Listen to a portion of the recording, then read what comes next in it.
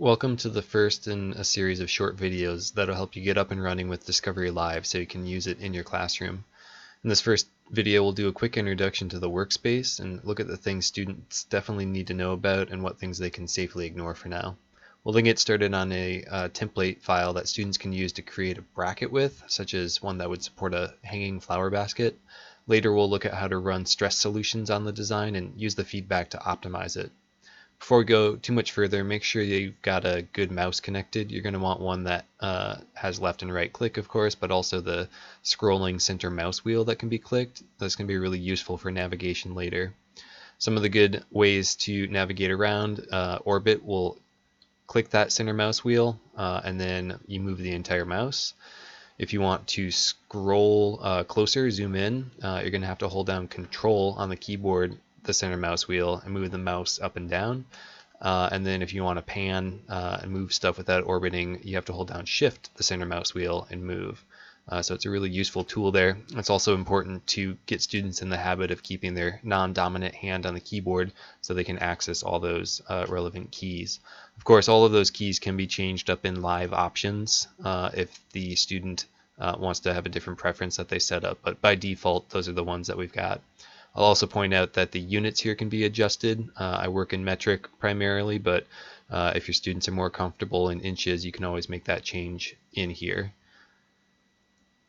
The overview of the workspace here, we see a plane to begin with, which usually is an indication that we're in a sketching mode versus just a 3D mode. You see there's the origin in the middle and our axes around there.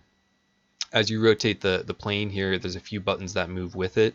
These hex buttons will always be on the right hand side, but sometimes they're hard to find if you zoom in or out too far.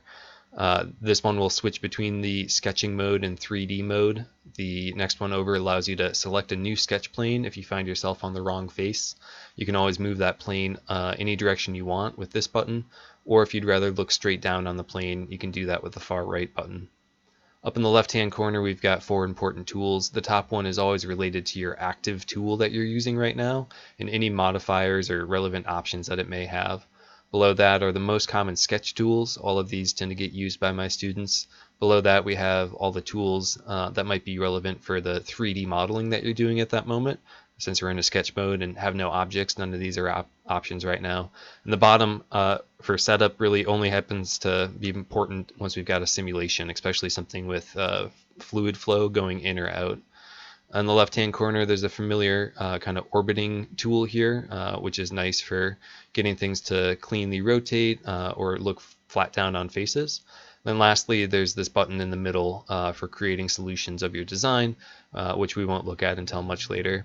In the upper right-hand corner, some of these options for managing groups I'm sure are important, but I've never used them with my students, so I tell them they can safely ignore those. The other options that are found up in these menus here, they go much deeper than what was just introduced. So if you think that there isn't much power in Discovery Live, you're wrong. If you look up here, it can go quite deep into accurate 3D modeling in CAD. This will be overwhelming for students a lot of the times if they go digging through here, so I again tell them to just try to accomplish their job with the tools available here in these main buttons. The first thing we're going to do here, as I mentioned, is make a template of a file for a bracket. So in my class project, I defined some constraints to the design where students had to have 2 flat mounting plates that would go against the wall, spaced out 30 centimeters from each other, and the bracket itself had to extend 40 centimeters from the wall. And those were values I just picked based on the materials I had and what I wanted the brackets to accomplish, which was hanging flower baskets. You could adjust those values however you want. I'm going to begin by showing the construction of one of the mounting brackets. I'm going to go to the sketch options here and find the rectangle tool. Anytime that you can kind of make your design symmetric around the origin, there's usually going to be some benefits later when it comes to selecting sketch planes and stuff. So if I look at this active tool, which is sketching a rectangle, I find that in the extra options here, there's a way to define it from the center. So I'm going to select that and put it right at the origin. For my project, the stock material we had on hand was about 30 centimeters by 50 centimeters. millimeters in both cases, so 50 millimeters, about 5 centimeters. And once you've got both of those accurately defined, you can switch back and forth using tab. Just hit enter to commit that change. It's only two-dimensional right now, so to add some three-dimensionalness to this, I'll go to the edit tool, which I now have available. So I'm going to select pull and select this whole face. I clicked it once. Sometimes when you pull on this arrow to add the third dimension, you'll end up subtracting the space from other shapes instead of adding. Typically, if you push down towards 0 in any direction, it actually removes it. It's like a way to subtract. If that ends up happening and it's something that you didn't intend to happen, you can always make sure that when you first click on the face, you click the plus. So it's a definite add, or you can force it to be a subtraction out of this little contextual box that pops up. I'm going to deselect my active tool. Sometimes this is a mistake that students forget. They're still in the pull tool right now. That can cause all kinds of chaos when they're trying to do some sketching later on. So just remind them to deselect that. Now they're just back in an active selecting tool. The next thing I'm going to do is create the second mounting plate here. So I'm just going to not make this too fancy. This would just be a flat thing that could have a couple of holes drilled in it to attach to a wall. But for our solution, the important thing is that it's a flat face that I can tell the simulation would be held fixed in space when we apply forces elsewhere on the bracket. The view, I'm a little close here. I'm going to zoom out. And if you ever get totally lost and can't see the design that you just made, you can always press Z on the keyboard, which will orientate you on the center of your design, as well as zoom in to fit that object to the full screen. The second bracket, I wanted to be 30 centimeters away from the first, so we're kind of looking down at the wall right now. The way that I can kind of measure out where I am relative to that is using one of these construction lines. So you do have to go up to the ribbon here to find it hiding, but it's a great way for making shapes on here that aren't going to get caught up when you're trying to do other stuff.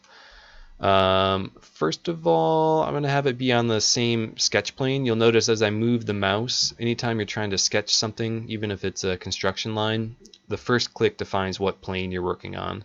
So I'm just going to click the top plane here. And from my same origin point, I want to create a construction line that goes 30 centimeters away, which will be 300 centimeters. So just trying to make sure I'm starting out perpendicular there to the plane, keeping it a straight line. I'm going to type in 300 millimeters or 30 centimeters. All right, that's looking good. So that gives me a reference point to make my next center triangle. I'm going to deselect the construction line tool and go back to a rectangle. And I'm going to make sure that it is defined from its center, my preference. And it has a nice little snap to there, so I can see the green dot. It found the end of that line.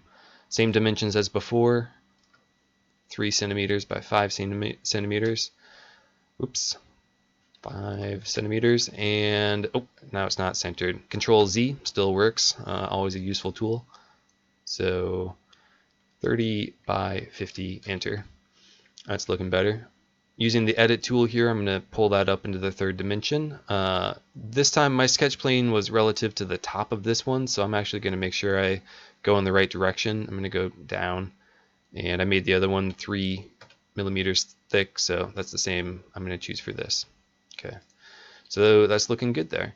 Now that we have a three-dimensional shape, I can point out another important thing with navigating and another reason to have a scroll wheel on the mouse here. If I want to not select this face, but the face on the other side, I might have to orbit all the way around to see it. Or if I just hover over the top, I can scroll up on my mouse wheel, and it will now allow me to select the face underneath. That's really useful if you've got complicated shapes inside, which happens fairly quickly, or overlapping designs.